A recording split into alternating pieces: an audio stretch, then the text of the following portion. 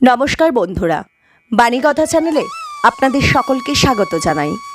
আজকের এই ভিডিওটি অবশ্যই মন দিয়ে দেখুন। ভগবান শ্রীকৃষ্ণের এই উপদেশগুলি আপনার চলার পথে সঠিক মার্গদর্শন করাবে এবং আলোর দিশারি হয়ে উঠতে সাহায্য করবে। ভগবান শ্রীকৃষ্ণের কথাগুলি অবশ্যই শুনুন, মনে শান্তি পাবেন, নিজেকে নতুন করে খুঁজে পাবেন। এই ভিডিওতে শ্রীকৃষ্ণের বলা শ্রীমদ্ ভগবদ্ গীতাকে সংক্ষিপ্ত আকারে বলা হয়েছে। শ্রীকৃষ্ণের বলা এই উপদেশগুলি এতটাই মূল্যবান যে কেউ যদি জীবনে সঠিকভাবে এই উপদেশগুলি পালন করে তাহলে তার জীবন বদলে যাবে এবং সে এক সুন্দর, সুখী ও শান্তিপূর্ণ জীবন কাটাতে পারবে। ভিডিওটি শুরু করার আগে যারা এই চ্যানেলে নতুন তারা অবশ্যই চ্যানেলটি সাবস্ক্রাইব করুন আর বেল বাটনে প্রেস করে রাখুন আরও এই রকম নতুন নতুন ভিডিও পেতে। ভিডিওটি দেখে ভালো লাগলে একটি লাইক করবেন এবং সবাইকে শেয়ার করবেন যাতে তারা এই ভিডিওটি দেখে উপকৃত হয়, এবং কমেন্ট বক্সে জয় শ্রীকৃষ্ণ লিখতে ভুলবেন না। তাহলে আসুন শুরু করি। আমাদের জীবনে সবসময় এটাই শেখানো হয় যে কখনো কারোর নিন্দা করবে না, কিন্তু আজকের দিনে সত্য হলো এটাই যে প্রত্যেক ব্যক্তি কোনো না কোনো সময় কোনো না কোনো মানুষের নিন্দা করেই থাকেন। এবার আপনি কারোর নিন্দা করলে সবসময় এর অর্থ এটা নয় যে আপনার মন মলিন। কখনো কখনো এমন কিছু পরিস্থিতির জন্ম হয়, কিছু ব্যক্তি আমাদের এমন দুঃখ দেন যে সেই দুঃখের বশে আমরা নিন্দা করতে শুরু করি। এবার নিন্দার বিষয়ে এমন এক সত্য আছে যেটা জানা প্রয়োজনীয়, যেটা আমি আপনাকে একটা উদাহরণ দিয়ে বোঝাবো। আপনি কখনো একটা চিত্র অঙ্কন করতে চেষ্টা করবেন, যতক্ষণ না সেই রং আমাদের হাতে লেগে যাচ্ছে ততক্ষণ আমাদের সেই চিত্র পূর্ণই হয় না। এবার এটাই হয় নিন্দার ক্ষেত্রেও। কেউ আপনাকে যতই দুঃখ দিক না কেন, যদি আপনি কারোর নিন্দা করেন তাহলে কোথাও না কোথাও সেই নেতিবাচক শক্তি অবশ্যই আপনার মধ্যে প্রবেশ করবে। তাহলে সেক্ষেত্রে কি করা যায়? কিভাবে অন্যের নিন্দা করা থেকে নিজেকে বিরত রাখা সম্ভব? একটাই পথ আছে, একটাই বিকল্প আছে, নিজের বিকাশ।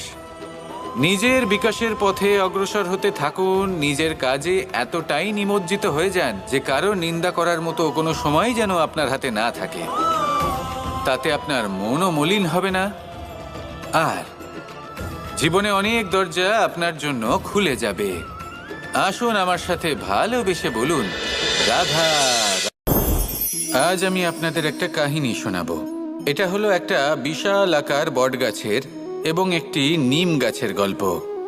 এই নিম গাছটা সেই বটগাছের কাছেই অবস্থিত ছিল। একদিন কয়েকজন কাঠুরে বনে প্রবেশ করলেন। তাদের দেখে এই নিম গাছ খুব ভয়ভীত হয়ে পড়ল ও সেই বটগাছের কাছে সাহায্য চাইল। বলল যে, হে বটগাছ, আমাকে সাহায্য করুন, আপনার এই শাখা প্রশাখা দ্বারা আমাকে ঢেকে রাখুন যাতে এই কাঠুরেরা আমাকে দেখতে না পান আর আমি বেঁচে যাই। কিন্তু সেই বটগাছ ছিল অসম্ভব অহংকারী। নিজের অহংকারে সে মত্ত হয়েছিল। সে না ওকে উত্তর দিল আর না ওকে সাহায্য করল।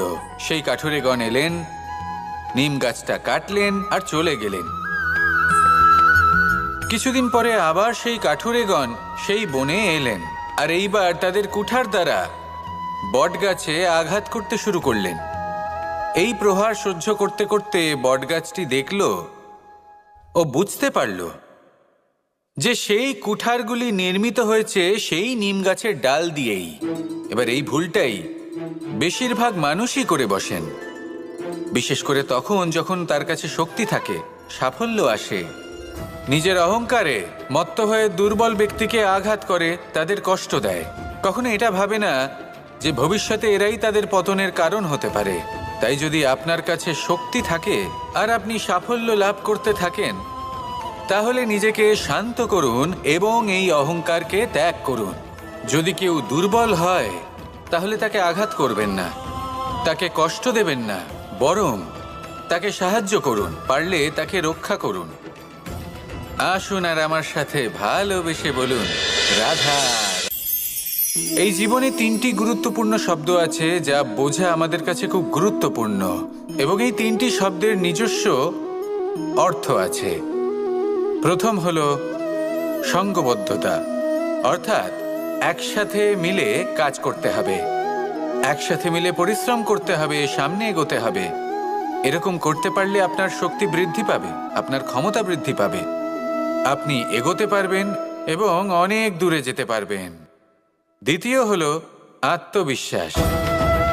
হেরে যাওয়া বস্তুও আবার জিতে নিতে পারবেন। যদি আপনার নিজের আত্মবিশ্বাস থাকে তাহলে আপনি কখনো পরাজিত হবেন না। এবং তৃতীয় হলো অহংকার। জয়লাভ করার পরেও কিন্তু এটা আপনাকে পরাজিত করতে পারে। সেই জন্য জীবনে সঙ্গবদ্ধ হন, আত্মবিশ্বাস রাখুন, কিন্তু কখনোই অহংকার করবেন না। এই অহংকার আপনার থেকে সব কিছু কেড়ে নিতে পারে। এই অহংকারের জন্যই মথুরাপতি কংস নিজের পতনের দিকে অগ্রসর হয়েছিলেন। এই অহংকারকে ত্যাগ করুন আর আমার সাথে ভালোবেসে বলুন, রাধা রাধা। এই সংসারে সব থেকে বেশি কঠিন কাজ কোনটা?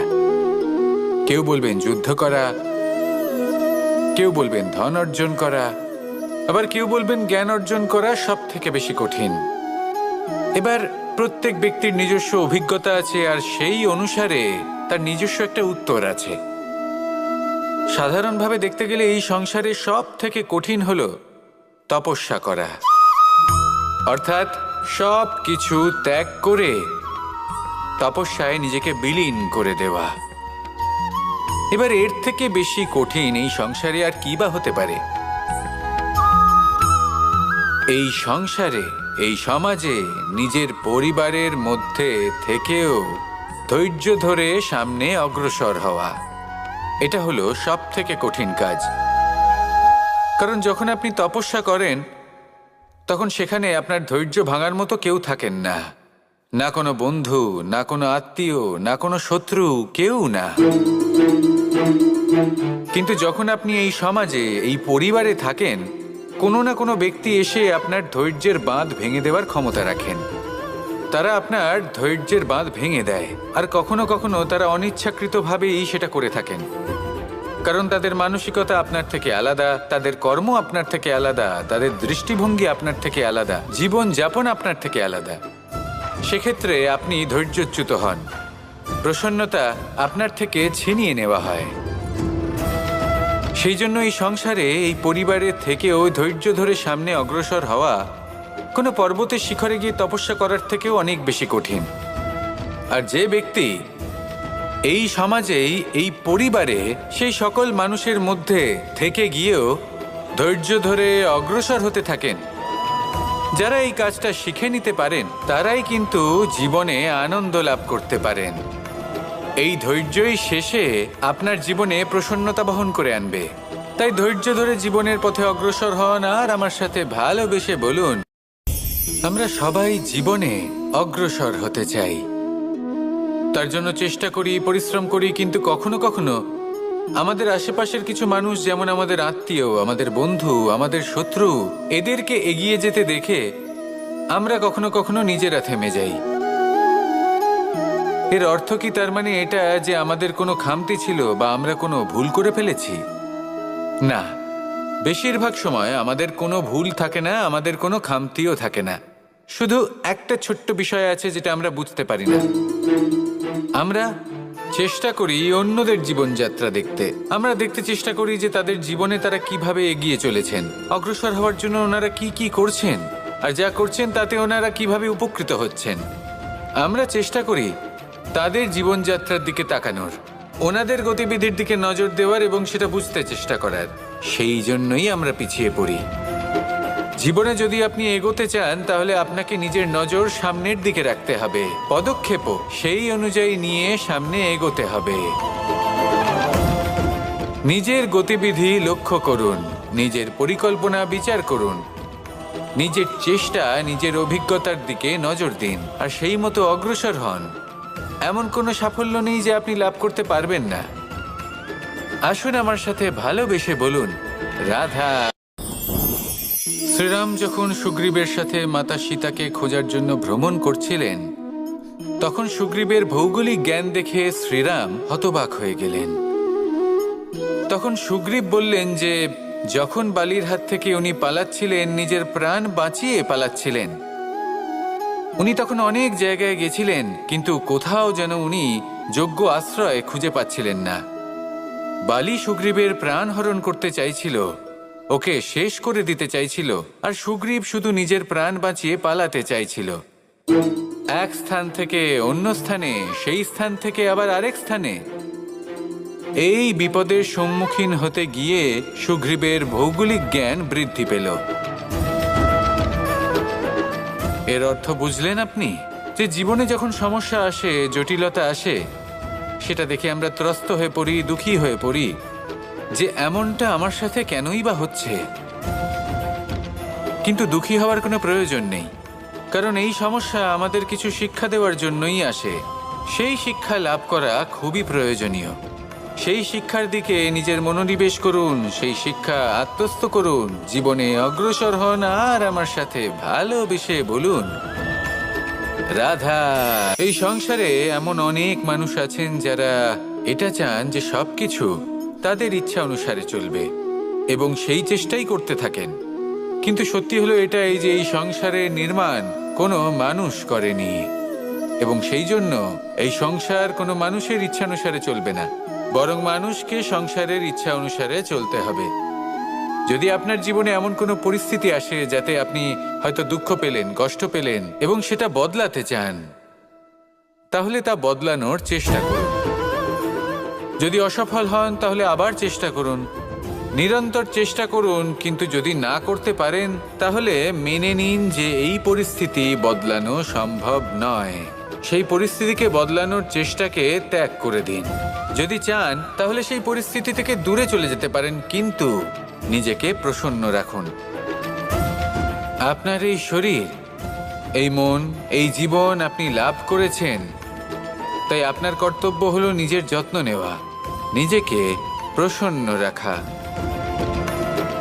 আপনি যদি নিজেকে প্রসন্ন রাখেন তাহলেই এই সংসারকে আপনি প্রসন্ন রাখতে চেষ্টা করতে পারবেন। তাহলে প্রসন্ন থাকুন, আর মনে এই প্রসন্নতা নিয়ে বলুন, এই হাঁড়িটাকে দেখুন। এই হাঁড়িটা মাটি দ্বারা নির্মিত, আর এই বস্তুটি আমার খুবই প্রিয়। ছোটবেলায় মা এই হাঁড়িতেই মাখন বানিয়ে রাখতেন, কিন্তু যেই আমি সুযোগ পেতাম আমি সেই হাঁড়ি ভেঙে সমস্ত মাখন খেয়ে ফেলতাম। কিন্তু আমার মনে হয় একটা বিশেষ ব্যাপার আছে, যখনই এটার মধ্যে মাখন রাখা হতো তখন মাখন ঠান্ডা হয়ে যেত। আর আমি ভাবতাম এটা কিভাবে সম্ভব হতে পারে, যেখানে এটা নিজেই নির্মিত হয়েছে আগুনে তপ্ত হয়ে। এটা নির্মিত হয়েছে এইভাবেই, কিন্তু এর ভেতরে সবই শীতল থাকে। এটা কিভাবে সম্ভব? এটা এই কারণে সম্ভব কারণ এই হাঁড়ি এমন কিছু জানে যেটা জানা আমাদের জন্য খুব প্রয়োজনীয়। যার জন্ম হয়েছে মাটি থেকে, যার ভবিষ্যৎ হলো মাটি, আর ভেঙে যাওয়ার পরে যা কি সেই মাটিতেই মিশে যেতে হবে, তার নিজের অন্তরে অহংবোধের উত্তাপ ধরে রেখে কি লাভ? এটাই হলো জীবনের একটি সার কথা, যেটা আমাদের সকলকে বুঝতেই হবে, শিখতে হবে, যাপন করতে হবে। আর যখন আপনি উপলব্ধি করবেন যে আপনি নশ্বর, যখন উপলব্ধি করবেন যে আপনার জন্মের আগেও আপনার কোনো অস্তিত্ব ছিল না, আর মৃত্যুর পরেও আপনার কোনো অস্তিত্বই থাকবে না, জীবনে কোনো কিছুই আপনার ছিল না, আজও নেই, আর না ভবিষ্যতে কখনো হবে, তখন আপনা থেকেই জন্ম এবং মৃত্যুর মাঝে এই যে সময় থাকে যাকে আমরা জীবন বলি, সেটা আপনি শান্তভাবে যাপন করতে শুরু করবেন। সেই জন্য জীবনে কখনোই অহংকার করবেন না, শুধু শুরু এবং শেষের কথা মনে রাখবেন। তাহলে আজকের এই বর্তমান শান্তিপূর্বক প্রসন্ন চিত্তে যাপন করতে পারবেন, এবং এই মন প্রসন্ন হয়ে বলবে, এই হাঁড়িটাকে দেখুন। এই হাঁড়িটা মাটি দ্বারা নির্মিত, আর এই বস্তুটি আমার খুবই প্রিয়। ছোটবেলায় মা এই হাঁড়িতেই মাখন বানিয়ে রাখতেন, কিন্তু যেই আমি সুযোগ পেতাম আমি সেই হাঁড়ি ভেঙে সমস্ত মাখন খেয়ে ফেলতাম। কিন্তু আমার মনে হয় একটা বিশেষ ব্যাপার আছে, যখনই এটার মধ্যে মাখন রাখা হতো তখন মাখন ঠান্ডা হয়ে যেত। আর আমি ভাবতাম এটা কিভাবে সম্ভব হতে পারে, যেখানে এটা নিজেই নির্মিত হয়েছে আগুনে তপ্ত হয়ে। এটা নির্মিত হয়েছে এইভাবেই, কিন্তু এর ভেতরে সবই শীতল থাকে। এটা কিভাবে সম্ভব?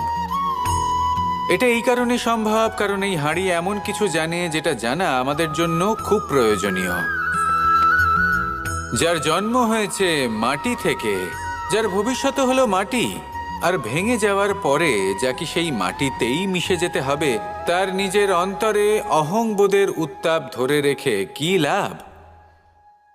এটাই হলো জীবনের একটি সার কথা, যেটা আমাদের সকলকে বুঝতেই হবে, শিখতে হবে, যাপন করতে হবে। আর যখন আপনি উপলব্ধি করবেন যে আপনি নশ্বর, যখন উপলব্ধি করবেন যে আপনার জন্মের আগেও আপনার কোনো অস্তিত্ব ছিল না, আর মৃত্যুর পরেও আপনার কোনো অস্তিত্বই থাকবে না, জীবনে কোনো কিছুই আপনার ছিল না, আজও নেই আর না ভবিষ্যতে কখনো হবে, তখন আপনা থেকেই জন্ম এবং মৃত্যুর মাঝে এই যে সময় থাকে যাকে আমরা জীবন বলি, সেটা আপনি শান্তভাবে যাপন করতে শুরু করবেন। সেই জন্য জীবনে কখনোই অহংকার করবেন না, শুধু শুরু এবং শেষের কথা মনে রাখবেন। তাহলে আজকের এই বর্তমান শান্তিপূর্বক প্রসন্ন চিত্তে যাপন করতে পারবেন, এবং এই মন প্রসন্ন হয়ে বলবে, প্রত্যেক মানুষ ভালো কাজও করেন আবার খারাপ কাজও করেন। যখন ভালো কাজ করেন তখন তিনি প্রশংসার পাত্র হন, যখন খারাপ কাজ করেন তখন তাকে নিন্দা করা হয়, কখনো অপমানও করা হয়। যখন কেউ ভালো কাজ করে তার প্রশংসা করুন, অনেক অনেক প্রশংসা করুন, অত্যাধিক প্রশংসা করুন।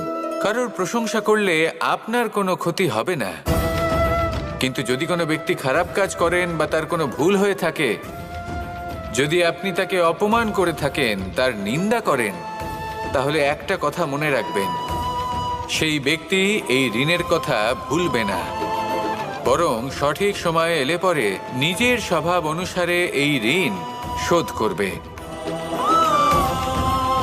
আসুন আমার সাথে ভালোবেসে বলুন, রাধা রাধা। এই সংসারে আমরা শুধু সেই বস্তুগুলিকেই অনুভব করতে পারি যেগুলো আমাদের পঞ্চ ইন্দ্রিয় গ্রাহ্য করে। যেমন যেমন আমরা চোখ দিয়ে দেখতে পাই, কান দিয়ে শুনতে পারি, আদি ইত্যাদি। কিন্তু এমন অনেক বস্তু আছে, ভাব বা তত্ত্ব আছে যা আমাদের ইন্দ্রিয় পূর্ণরূপে অনুভব করতে পারে না, কিন্তু তা আছে এবং তা অত্যন্ত শক্তিশালী। যেমন বায়ু। বায়ু আমরা দেখতে পাই না, কিন্তু তার শক্তির প্রমাণ আমার নতুন করে দেওয়ার কোনো প্রয়োজন নেই। ঠিক তেমনই দুটি বোধ আছে যা চোখে দেখা যায় না, আমরা তা শুনতেও পাই না, কিন্তু তা আছে এবং তা অত্যন্ত শক্তিশালী। এই দুই বোধ হলো প্রার্থনা এবং বিশ্বাস। এই দুই বোধ যার মধ্যে আছে সেই সংসারে সব কিছু করতে পারে, যে কোনো শিখরে পৌঁছতে পারে, তার পক্ষে কোনো কিছুই অসম্ভব নয়। একটা উদাহরণ দিই, তাহলে দ্রৌপদীর সেই কাহিনীকে স্মরণ করুন, মাতা দেবকীর বিশ্বাসকে স্মরণ করুন। ওনার বিশ্বাস ছিল যে একদিন আমার পুত্র আসবে আর কংসকে বধ করবে, আর ঠিক এমনটাই হলো। সত্যি কথা বলতে এই সংসার আমাকে ঈশ্বর বলে মনে করে, কিন্তু আমি এটা মনে করি যে আমি হলাম সকলের প্রার্থনা এবং বিশ্বাসের একটি সত্তা। এনাদের প্রার্থনা এবং বিশ্বাসের মাধ্যমে ঈশ্বর এই শক্তি লাভ করেন এবং সেই শক্তি দ্বারা তিনি সবার মঙ্গল করতে থাকেন। বিশ্বাস এবং প্রার্থনা, এই দুই ভাব নিজের মনে জাগ্রত করুন আর আমার সাথে ভালোবেসে বলুন, রাধা। মন্দিরে যখনই আপনি যান, সেখানে অবস্থিত প্রতিমার চরণ স্পর্শ করেন। যখন শিবলিঙ্গের অভিষেক করেন, তখন স্বয়ং নিজে হাতে দুধ এবং জল দিয়ে তা ধৌত করেন, তার প্রক্ষালন করেন। কিন্তু এর পেছনে কোনো অন্ধবিশ্বাস নেই। এখানে বিষয়টা হলো ঊর্জা সংক্রান্ত। যে কোনো ব্যক্তি হোক বা কোনো বস্তু, তার নিজস্ব একটি বিশেষ ঊর্জা থাকে। সেই জন্য যখনই আমরা বড়দের চরণ স্পর্শ করি, তখন সেই স্পর্শ দ্বারা সেই বিশেষ ঊর্জা আমরা নিজের অন্তরে সমাহিত করি। তাই সব সময় মনে রাখবেন, কারোর চরণ স্পর্শ করার অর্থ এটা নয় যে আপনি কারোর সামনে তুচ্ছ হয়ে যাচ্ছেন। এর অর্থ হলো এটাই যে বড় হওয়ার জন্য সেই বিশেষ ঊর্জা আপনি তার থেকে প্রাপ্ত করছেন। আর এই জীবনের আরেকটা বড় সত্য হলো এটাই যে যদি আপনি জীবনে কিছু লাভ করতে চান, তবে নতমস্তক হতে শিখুন। তা হয় সেটা পরমেশ্বরের সামনে, বা মন্দিরের প্রতিমার সামনে, বা মাতা পিতার সামনে, বা কোনো মহাপুরুষের সামনে, বা ভালোবাসার সামনে। আসুন আর আমার সাথে ভালোবেসে বলুন, রাধা। রুদ্রাক্ষ। এই রুদ্রাক্ষ আসলে কি? কথায় আছে যে যখন রুদ্রের চোখ থেকে অশ্রু নির্গত হয়েছিল, তখন যে স্থানে সেই চোখের জল পড়েছিল, সেই প্রত্যেকটি স্থানে একটি করে গাছের জন্ম হয়। আর সেই গাছ থেকেই আমরা রুদ্রাক্ষ লাভ করে থাকি। সেই রুদ্রাক্ষ যা নেতিবাচক শক্তির হাত থেকে আমাদের রক্ষা করে, যা আমাদের যাতনা এবং দুঃখ হরণ করে। আমার আরাধ্য মহাদেব যখন উনি হলাহল গ্রহণ করেছিলেন এই সংসারকে, এই সংসারের সব থেকে বড় বিপদের হাত থেকে রক্ষা করবেন বলে, তখন উনি সবার যন্ত্রণা হরণ করেছিলেন, সবাইকে রক্ষা করেছিলেন।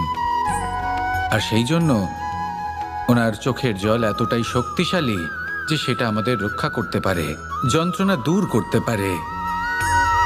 তাহলে এর অর্থ কি এটাই যে আমাদের সবাইকে রুদ্রাক্ষ ধারণ করতে হবে? না, সেটা তো আপনার নির্বাচন। এর দ্বারা আমরা এই শিক্ষা লাভ করি যে যখনই আপনি অশ্রুপাত করবেন, এইভাবে করবেন তাতে যেন সংসারের মঙ্গল করতে পারেন। যদি আপনি নিজেও যন্ত্রণায় থাকেন, তখনও অন্য কারোর যন্ত্রণাকে হরণ করতে পারেন, অন্য কারোর সংকট আপনি দূর করতে পারেন, অন্য কাউকে সাহায্য করতে পারেন। তাহলে আপনিও রুদ্রাক্ষের মতো পূজনীয় হয়ে উঠতে পারবেন। এই সংসারের প্রত্যেক মানুষ কোনো না কোনো স্থানে অবশ্যই যান, অনেক অনেক স্থানে তাদের যেতে হয়। এবার এমন কিছু মানুষ আছেন যারা সেই স্থানে হয়তো কখনোই যাননি। উদাহরণ হিসেবে বলবো, কিছু মানুষ আছেন যারা মন্দিরে যান, চিকিৎসালয়ে যান, কিছু মানুষ কারোর কারোর বিবাহ উৎসবে যান। আবার কিছু মানুষ আছেন যারা নাস্তিক হন এবং কখনোই মন্দিরে যান না। কিছু মানুষ অসুস্থ হন না, তাই চিকিৎসালয়ে যেতে হয় না। এমনও কিছু মানুষ থাকেন যারা সামাজিক উৎসব থেকে দূরে থাকাটাই পছন্দ করেন। যে কোনো মানুষ হোক, যা কিছুই তার চয়ন হোক না কেন, প্রত্যেক মানুষকে একটি স্থানে অবশ্যই যেতে হয়। এমন একটি স্থান আছে, সেই স্থানের নাম হলো মৃত্যুদ্বার। এবার এটা আবশ্যক নয় যে ঠিক মৃত্যুর পরেই আপনি মৃত্যুদ্বারে পৌঁছে যাবেন। এমন অনেক মানুষ আছেন যারা মৃত্যুর পূর্বেই মৃত্যুদ্বারে পৌঁছে ফিরে এসেছেন, আর তারা অনুভব করেছেন যে এই সংসারের সময় চক্রের সম্মুখে তাদের অস্তিত্ব কতটা ক্ষীণ। ওনারা এই কথা বুঝে গেছেন। বড় বড় জ্ঞানী মহান ব্যক্তি ছিলেন, তারা এসেছেন, কর্ম করেছেন এবং শেষে তারাও মৃত্যুদ্বারে প্রবেশ করেছেন। অবশেষে তারাও পঞ্চমহাভূতের সাথে মিলিত হয়েছেন। তাহলে আপনার কিসের এত অহংকার? এই জীবনে কেউ অমর নন। জীবনে কতদিন আমরা বাঁচবো এটাও আমরা জানি না। তাই এই জীবন যাপন করুন। এই জীবনের প্রত্যেক মুহূর্ত এমনভাবে যাপন করুন, এই কথা মাথায় রেখে যে যে কোনো মুহূর্তে আমাদের মৃত্যুদ্বারে প্রবেশ করতে হতে পারে, তাই না?